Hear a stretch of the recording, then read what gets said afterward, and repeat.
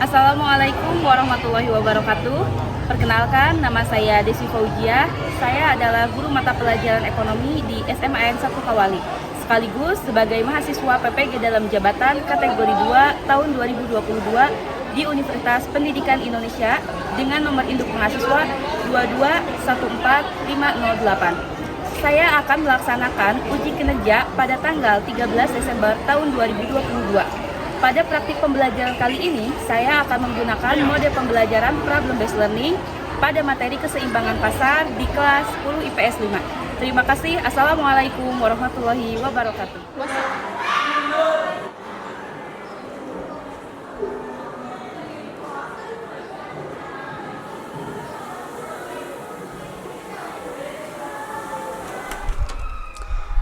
Assalamualaikum. Apa kabarnya hari ini anak-anak?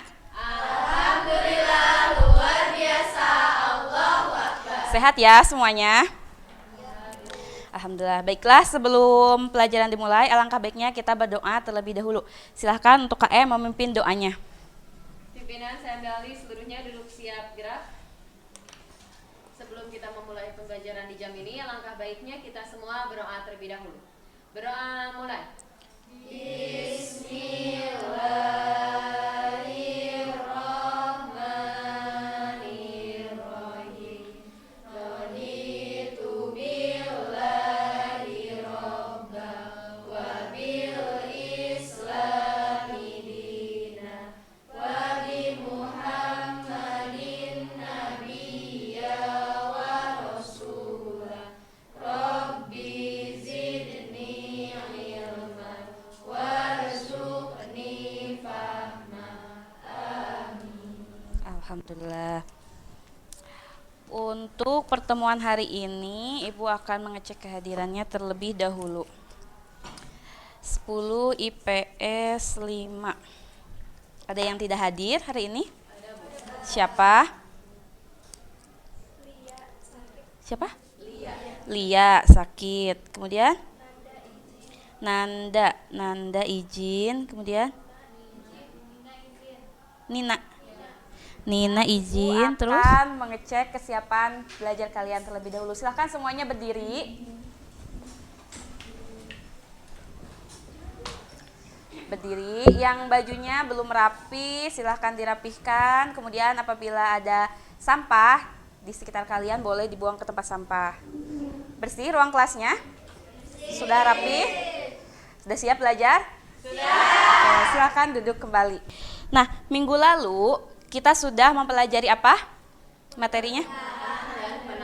Oke, permintaan dan penawaran. Nah, mari kita ingat-ingat lagi nih yang sudah kita pelajari pada pertemuan sebelumnya. Nah, apa sih yang disebut dengan permintaan? Ada yang mau menjawab? Oke, silakan berdiri.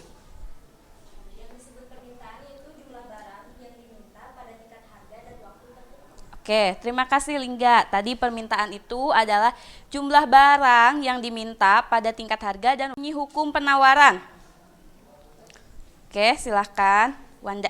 Bunyi hukum penawaran yaitu jika harga naik, maka jumlah yang ditawarkan juga akan naik. Tapi jika harga turun, jumlah penawaran yang ditawarkan juga akan turun. Oke, good. Terima kasih ya. Nah, yang selanjutnya, bagaimana sih kurva permintaan dan kurva penawaran? Nah, sebelumnya kita lihat dulu.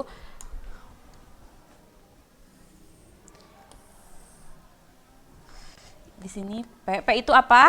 Harga. Q itu? Kuantitas. Nah, kurva yang seperti ini disebut dengan kurva apa? Permintaan. Ya, biasanya ditandai dengan huruf D.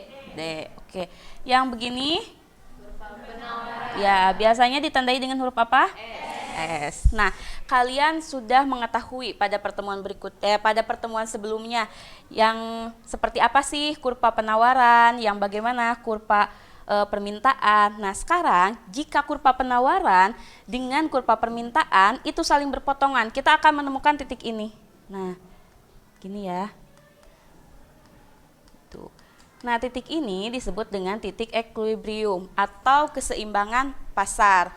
Nah, itu adalah materi yang akan kita pelajari hari ini. Jadi, kaitannya materi minggu lalu mengenai permintaan dan penawaran ada di sini gitu ya. Kita akan mencari nanti titik perpotongan antara kurva permintaan dan kurva penawaran sehingga bisa menghasilkan titik keseimbangan pasar. Tujuan pembelajaran kita pada hari ini, nah kita akan menggunakan model PBL seperti biasa dengan metode problem solving. Diharapkan siswa mampu mendeskripsikan terbentuknya keseimbangan pasar dan struktur pasar dan menyajikan hasil pengamatan tentang perubahan harga dan kuantitas keseimbangan pasar dengan aktif dan bertanggung jawab. Nah, adapun indikator pencapaian kompetensi untuk pertemuan kali ini, nah kalian mampu menjelaskan pengertian keseimbangan pasar, kemudian menentukan titik keseimbangan pasar, yang selanjutnya menentukan titik keseimbangan pasar setelah pajak dan subsidi. Jadi ada dikenakan pajak dan subsidi. Yang selanjutnya menganalisis pergeseran kurva keseimbangan.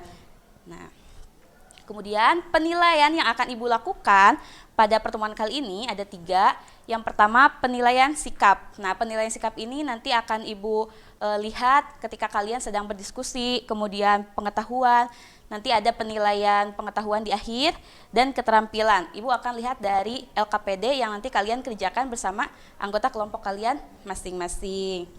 Sepertinya kurang semangat nih. Ada jargon kelas? Ada.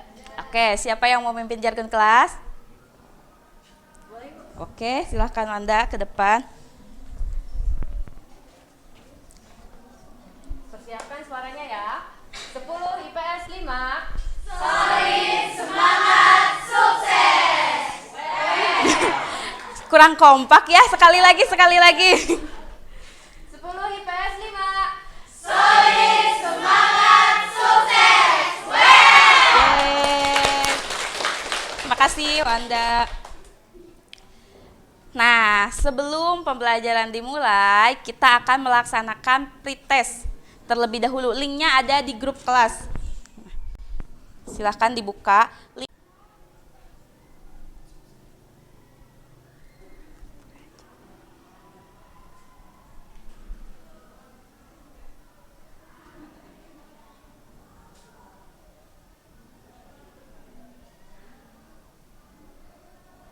Gimana bisa pretestnya?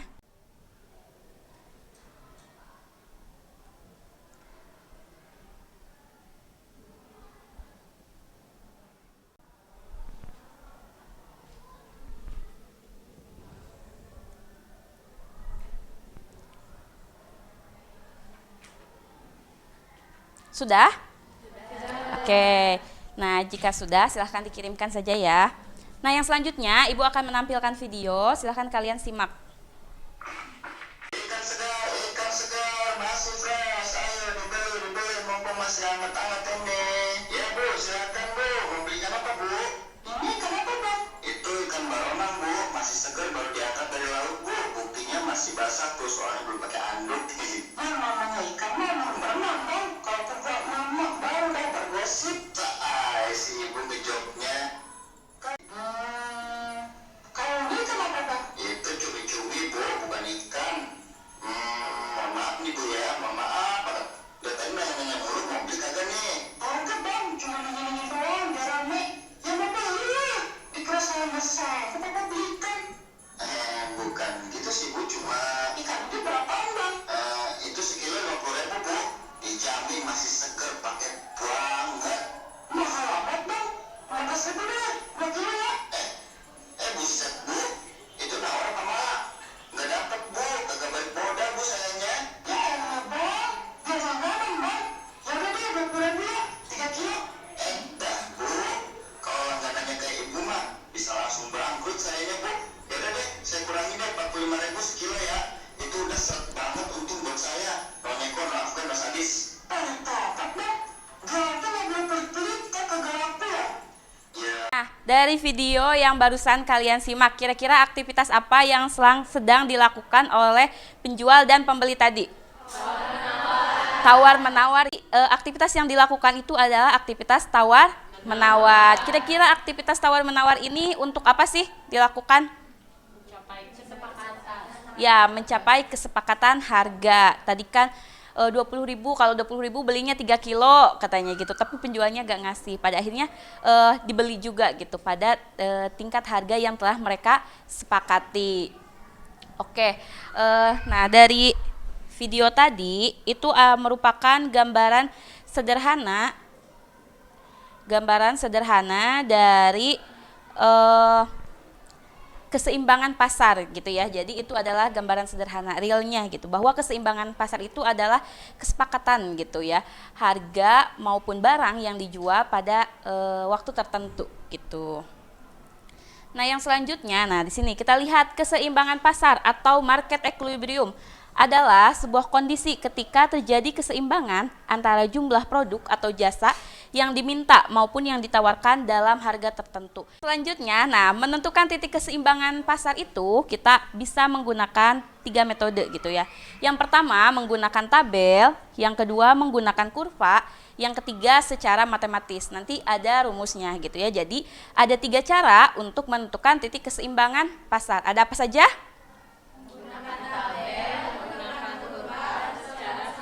Oke.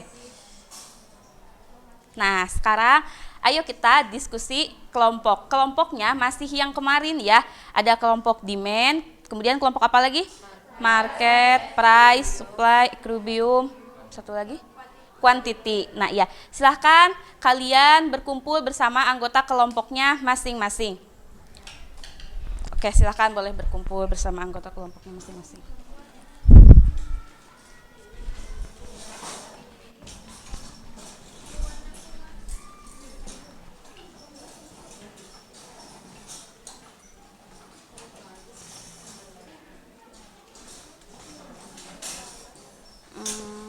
Udah berkumpul semuanya? Nah, ini silahkan Ibu bagikan LKPD-nya ya.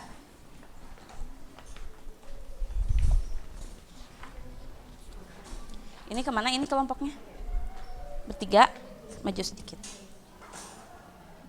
Silahkan dikerjakan LKPD yang sudah Ibu bagikan, kemudian ditulis nama anggotanya, semuanya ditulis. Tapi kalau misalnya ada yang sakit, dikasih keterangan sakit, izin, kayak gitu ya. Ibu akan kalian melakukan penilaian sikap ya, seperti yang sudah Ibu sampaikan tadi.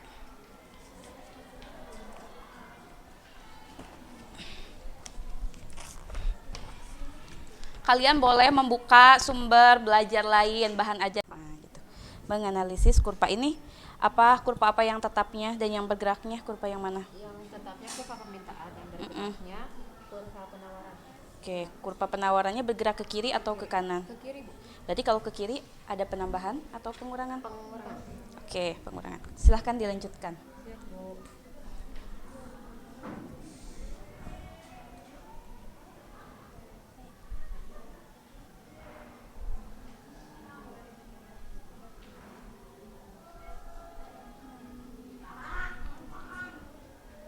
Oke. Ya. Sama dengan ya.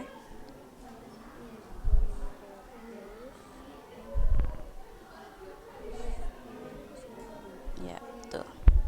Jadi habis gini gimana? Coba gimana ngoperasinya? Ya, Ki dikali 500.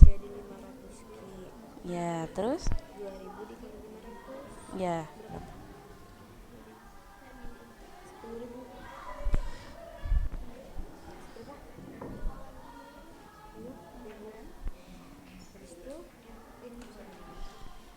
Ininya 2000-nya kan minus. Ya, KD ya, hati-hati. Ya, ini kan negatif dikali positif. Kalau negatif dikali negatif, oke. Ya, 2 dikali 300 min 3. Ya, min 6. Ya, yep, gitu. Jadi enggak gitu. Kan kita mau nyari fungsi yang ini gitu, fungsi yang QS, tapi sekarang mau udah dikenakan pajak 300.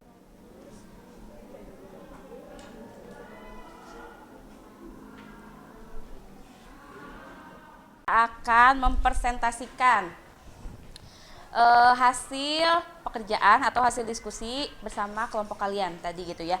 Hasil pengerjaan LKPD-nya akan dipresentasikan di depan. Nanti perwakilan saja ya yang ke depannya. Oke. Assalamualaikum warahmatullahi wabarakatuh. Waalaikumsalam warahmatullahi wabarakatuh. Baik, perkenalkan saya Nur Hamidah, perwakilan dari kelompok Dimen. Di sini saya akan menentukan titik keseimbangan pasar. Nah, setelah diketahui fungsi permintaan dan juga penawaran dari studi kasus 1 dan 2, di sini kita akan dilanjutkan menentukan titik keseimbangan pasarnya. Jadi telah diketahui KID-nya yaitu sama dengan min 2P ditambah 3.000. Lalu QS-nya yaitu sama dengan 2P ditambah 1.000. Maka kita akan memasukkan fungsi permintaan dan juga penawaran ini ke dalam rumus. Maka menjadi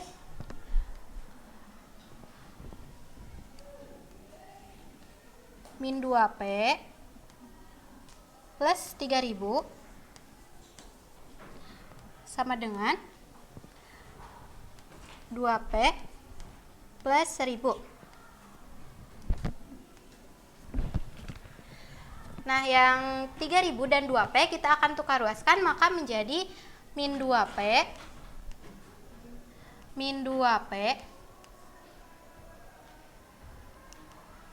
sama dengan 1.000 min 3.000. Akan diketahui P-nya yaitu 500 dan Q-nya yaitu 2.000. Baik, apakah bisa dipahami? Ada pertanyaan? Tidak ada? Berarti sama ya ini jawabannya kalau tidak ada pertanyaan. Oke, terima kasih Nur. Baik, sekian presentasi dari saya. Mohon maaf apabila ada kesalahan. Wassalamualaikum warahmatullahi wabarakatuh. Waalaikumsalam warahmatullahi wabarakatuh. Dengan tepuk pagi, siang, malam? Kalau tepuk pagi berapa kali? 1. Kalau tepuk siang? 2. Kalau tepuk malam? 3. Oke, kita mulai pagi, siang, malam. Baru pemanasan sudah ada yang. Oke, kalau malam nggak tepuk ya. Malam kan waktunya tidur gitu, jadi harus sepi. Oke, malam. Pagi, malam. Nah, kita lanjutkan ya. Wabarakatuh. Waalaikumsalam warahmatullahi wabarakatuh. Perkenalkan, nama saya Nadia Rahmatia. Saya perwakilan dari kelompok kuantiti. Di sini saya akan menjelaskan nomor 3, yaitu setelah diketahui titik keseimbangan pasarnya, kita tentukan titik keseimbangan pasar apabila dikenakan subsidi sama dengan 2P 800 ditambah 1.000 jadi 1.800. Ini kita bisa mengetahui bahwa kuantitinya itu didapatkan nilai 2.400 dan price atau harga yaitu 300. Itu sekian dari presentasi saya yang ingin tanyakan. Bila ada yang ditanyakan, cukup. Menjawab soal terakhir yaitu menganalisis kurva keseimbangan pasar. Selanjutnya ada D juga di beberapa titik yaitu demand atau permintaan dan E sebagai keseimbangan pasar atau equilibrium. Nah, untuk soal yang pertama soalnya pertama, analisislah pergeseran titik keseimbangan pasar. Jadi, pergeseran kurva keseimbangan yang awalnya dari titik E bergeser ke kiri menjadi titik E aksen. Dan pergeseran itu bisa dilihat dari kenaikan harga dari P1 ke P2 dan juga penurunan kuantitas dari Q1 ke Q2. Jadi sebelum kita masuk ke P, kita perhatikan dulu ada kenaikan harga yang menyebabkan garisnya bergeser ke atas dan juga penurunan kuantitas yang menyebabkan garisnya bergeser ke kiri. Dan ini juga akan menyebabkan perpotongan antara kurva penawaran dan permintaan itu bergeser juga ke arah kiri. Jadi tentunya equilibrium atau keseimbangan pasarnya juga akan ikut bergeser dari E menjadi E aksen. Selanjutnya, apa yang menyebabkan titik keseimbangan pasar itu bergeser? Jadi, pergeseran kurva dari E ke E aksen, dipengaruhi oleh pergeseran kurva penawaran ke kiri, yang artinya ada penurunan penawaran karena S atau penawaran ini juga ikut bergeser kan ke kiri, dari S menjadi S aksen. Nah, penurunan penawaran ini ada penyebabnya, dan salah satu penyebab berkurangnya penawaran ini adalah adanya kenaikan bahan baku dan juga kenaikan biaya distribusi. Kenapa dalam kurva tersebut yang menggambarkan pergeseran kurva penawaran ada kenaikan harga dari P1 ke P2? Bukankah hukum penawaran mengatakan sebaliknya jika harga naik harga naik? Terima kasih atas pertanyaannya. Izin menjawab. Sebenarnya kita bisa melihat kurva penawaran ini yang bergeser itu kita bisa melihat dari sisi produsen. Nah, ketika penawaran bergeser ini pasti ada sebabnya. Yang pertama yang tadi sudah dijelaskan, adanya kenaikan harga, dan kenaikan harga ini jika dicontohkan, misalnya harga bahan baku itu naik, maka produsen akan memilih untuk mengurangi kuantitas yang dikeluarkan agar menekan angka kerugian. Ibu mau mengevaluasi dulu gitu ya hasil diskusi kalian. Ibu lihat kalian sudah baik gitu ya, semua kelompok Ibu lihat sudah baik dalam berdiskusi, semuanya bekerja sama gitu. Meskipun tadi ada yang main HP gitu ya, buka medsos dan lain sebagainya, tapi secara keseluruhan kalian sudah bagus. Kemudian tadi Ibu juga sudah lihat kelompok yang paling pertama mengerjakan itu kelompok market. Tepuk tangan untuk kelompok market. Kelompok yang paling pertama selesai ya mengerjakan. Kemudian tadi ketika proses presentasi itu ada yang bertanya kenapa si QS itu menjadi salah satu fungsi yang disubstitusikan gitu ya. Nah sebenarnya kita itu boleh memilih gitu ya, bisa ke QD ataupun ke QS. Asalkan fungsi QS-nya itu, fungsi penawarannya itu yang sudah dikenakan pajak gitu. Jadi kalau kita mensubstitusikan ke yang sudah dikenakan pajak, itu akan sama hasilnya dengan ketika kita mensubstitusikan ke fungsi permintaan ke KID. Tapi kalau misalnya kita mensubstitusikannya ke fungsi penawaran sebelum dikenakan pajak, nah itu pasti akan berbeda gitu hasilnya. Jadi jangan lupa nanti kalau disubstitusikan itu ke yang sudah dikenakan pajak ataupun subsidi. Oke, kita simpulkan. Apa sih yang sudah kita pelajari hari ini? Ada yang mau memberikan kesimpulan? Nur, Rahma lagi. Silahkan. Berdiri. Assalamualaikum warahmatullahi wabarakatuh. Waalaikumsalam warahmatullahi wabarakatuh. Jadi di sini saya akan menyimpulkan tentang pembelajaran hari ini mengenai titik keseimbangan pasar. Jadi keseimbangan pasar merupakan sebuah kondisi ketika terjadi keseimbangan antara jumlah produk atau jasa yang diminta maupun ditawarkan dalam harga tertentu. Titik keseimbangan pasar ini akan terbentuk antara titik perpotongan antara kurva permintaan dan juga kurva penawaran. Udah? Terima kasih. Ya. Assalamualaikum warahmatullahi wabarakatuh. Waalaikumsalam warahmatullahi wabarakatuh. Dia yang sudah disebutkan oleh Nur dan oleh Lingga gitu. Kita sudah mempelajari apa sih keseimbangan pasar, kemudian bagaimana cara menentukan titik keseimbangan. Tadi Ibu ulangi lagi, menentukan titik keseimbangan bagaimana caranya? Ya, kurva dan secara matematis. Oke. Nah, itu yang sudah kita pelajari hari ini. Yang selanjutnya, nah, mari kita melakukan post test. Silahkan dibuka lagi, linknya ada di grup WhatsApp. Yang post test yang dikliknya. Silahkan.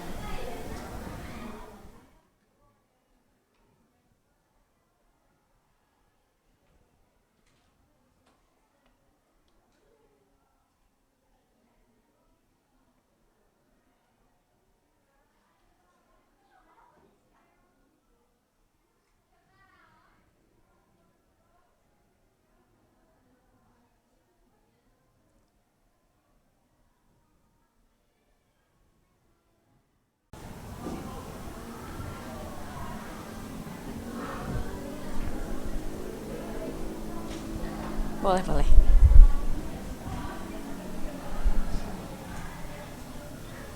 Udah. Oke. Ada yang sudah? Sudah, Ibu.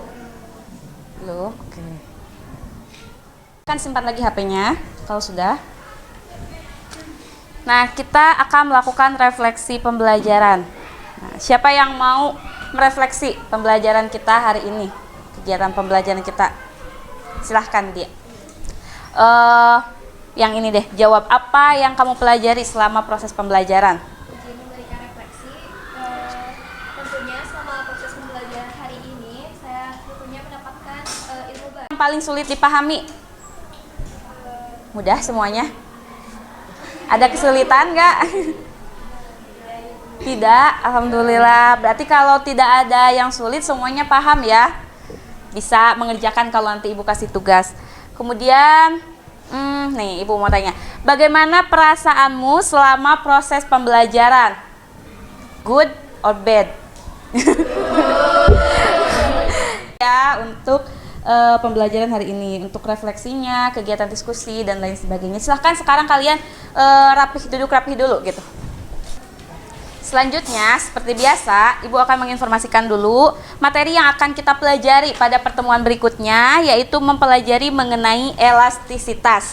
Jadi kita nanti akan belajar mengenai elastisitas, apa itu elastis, inelastis, elastis uniter, dan lain sebagainya. Terus bagaimana sih pengaruh kenaikan harga suatu barang, misalnya ada elastis yang disebut dengan elastis silang gitu ya, cross elastisitas.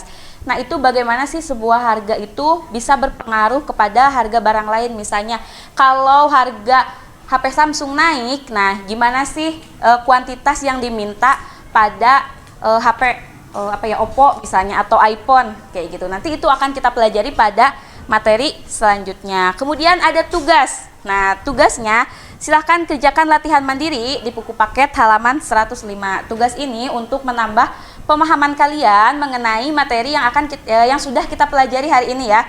Jadi biar lebih lancar gitu ya mengerjakan latihan soalnya dan lain sebagainya, kalian silahkan ada latihan mandiri di buku paket halaman 105.